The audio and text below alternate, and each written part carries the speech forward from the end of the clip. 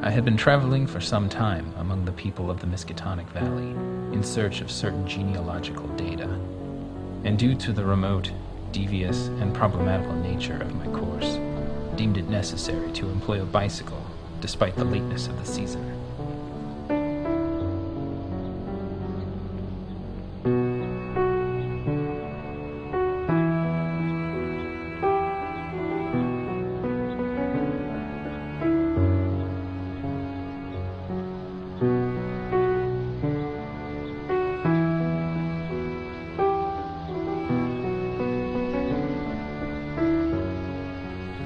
And I was driven one afternoon in November by an oncoming storm of such chilling copiousness that any shelter was preferable to exposure.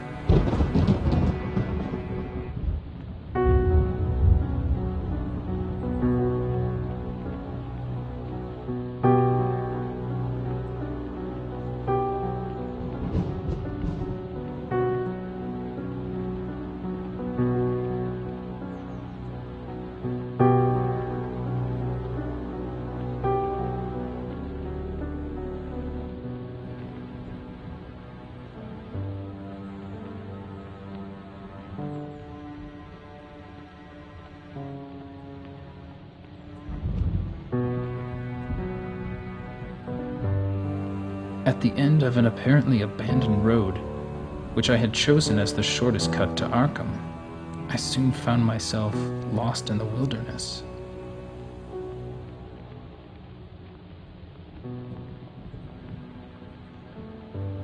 It appeared I would be overtaken by the impending storm at a point far from any town with no refuge, had I not stumbled upon this antique and repellent house in the middle of nowhere.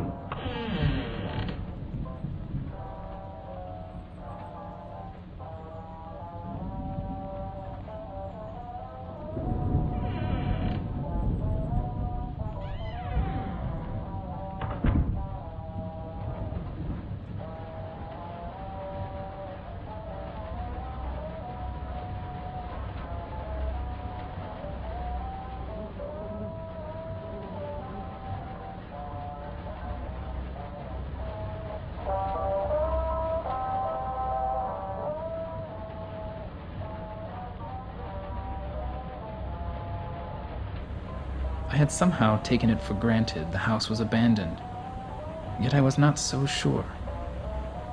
As I surveyed this quaint apartment, I felt a strong aversion.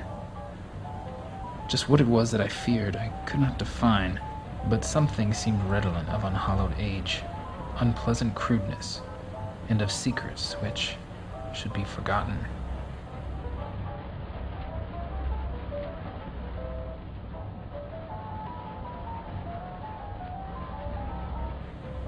What interested me was the uniform air of archaism, as displayed in every visible detail.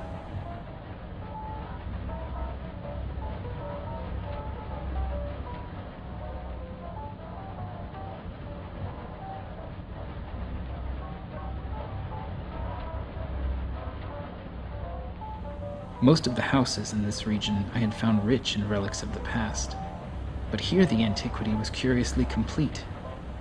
Had the furnishings been less humble, the place would have been a collector's paradise.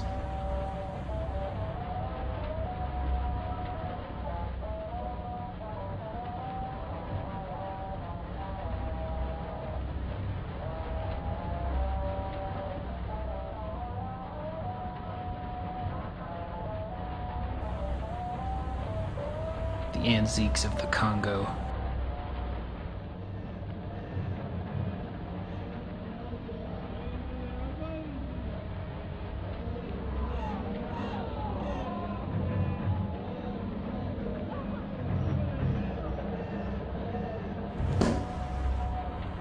They believed by eating human flesh and blood they could live forever.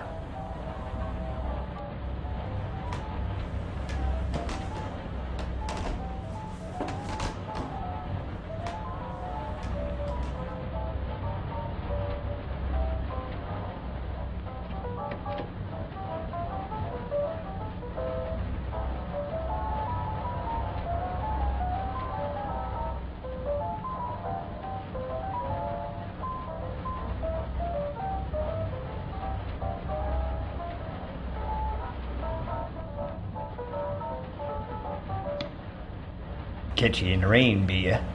I apologized for entering his home in this manner, and explained that I was on my way to Arkham and could not continue on account of the oncoming storm. That's all right, young sir. New pace is scarce around here. Ain't had much to cheer me up lately.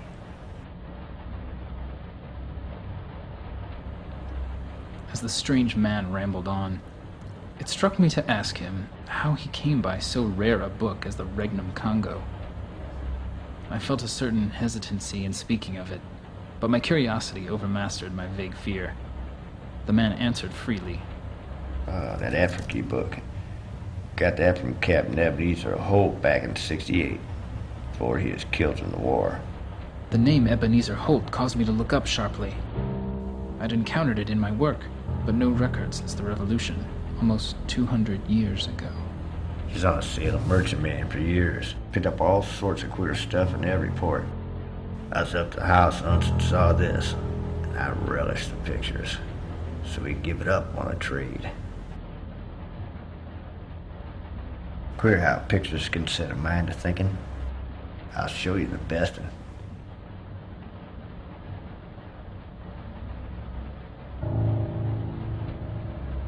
That feller being chopped up gives me a tickle. Every time I look at him, I got to keep on looking at him. See where the butcher cut off his feet? That's his head over there on the table with the arm next to it. Here, sit still. What's ailing you? Queer how a craving gets a hold on you. And killing sheep for market was a lot more fun after looking at the pictures, but give me a craving for meat I couldn't raise nor buy. They say meat makes blood and flesh, gives you new life. I wondered, couldn't a man live longer and longer if more's the same?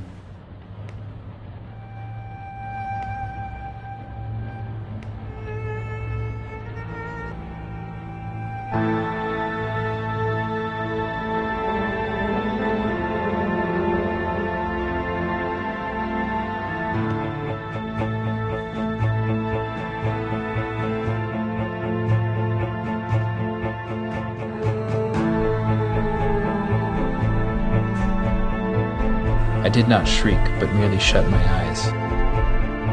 A moment later came the titanic thunderbolt of thunderbolts, bringing the oblivion which alone saved my mind.